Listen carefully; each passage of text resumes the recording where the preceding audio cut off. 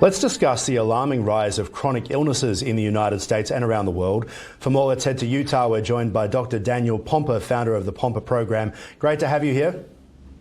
Yeah, thanks for having me. Talk to us about some of the lifestyle factors that are now contributing to the increase in chronic diseases and illnesses at the moment.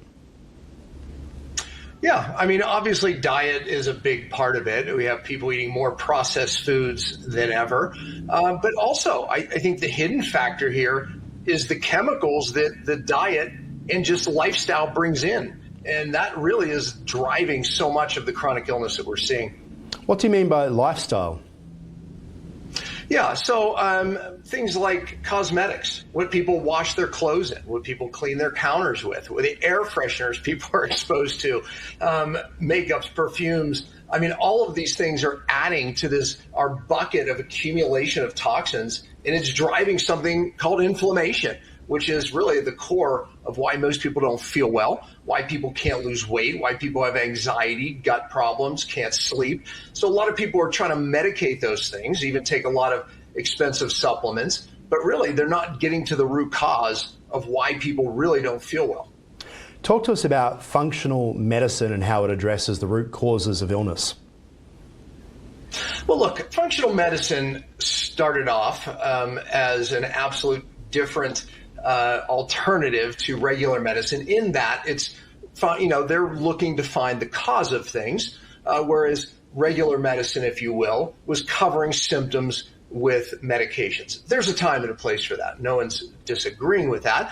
However, functional medicine was more of an alternative to getting to the cause. However, I do have some criticism today of functional medicine in that it has moved further away from getting to the cause and really is just doing a lot of expensive tests oftentimes and really not as interested in getting to the cause, probably because there's a little more effort there that needs to be done by a doctor or a practitioner for that matter. So I think functional medicine or alternative medicine really has to start looking at these causes of why people don't feel well, and toxicity is absolutely at the core root of it.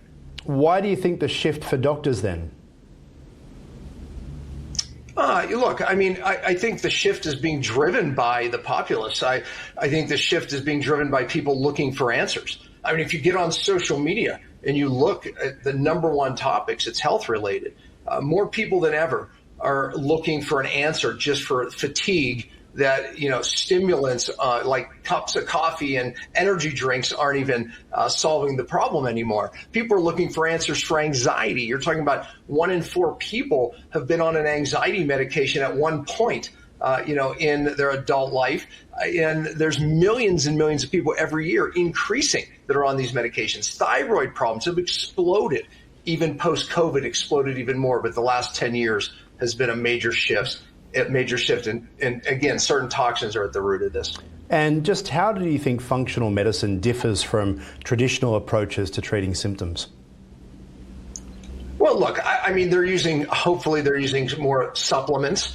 They're using more alternative testing even. But it's supplements, diet, at the root, I would say, at most of their solutions. Talk to us about when it comes to lifestyle changes, improving overall health as well.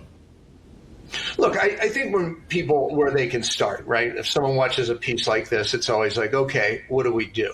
Look, you have to start by changing your diet. Buying organic today is more important than ever. There's a chemical called glyphosate that is being sprayed on all of our food. This one chemical is absolutely been attributed to a rise in autoimmune. It's been attributed to all of the gut problems that we're seeing. And it's been attributed even to lower immunity and even psychological symptoms because it destroys certain bacteria that we need even to think normal. So this one chemical glyphosate is being sprayed on our food. Buying organic. Okay, if you can't afford organic, at least eat from what is called the Clean 15. Y'all can Google that and stay away from what they call the Dirty Dozen. And if you want to eat the foods on the Dirty Dozen, buy those organic.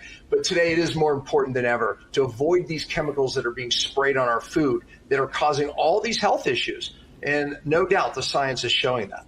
I got to say, I love the idea of the Dirty Dozen. Talk to us about the benefits of the keto diet, because everyone seems to be on it at the moment, and also the carnivore diet as well.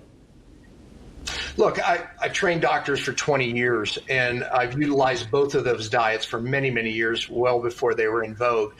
The carnivore diet works very well. And by the way, for those that don't know what that is, that's just basically eating meat. And it sounds horrible, and it sounds very unhealthy when you compare it to some of the old science that fat makes you fat and fat causes heart disease. Yeah, not so simple. It's bad fats. But the fats in good grass-fed meat are actually very healthy and can prevent heart disease.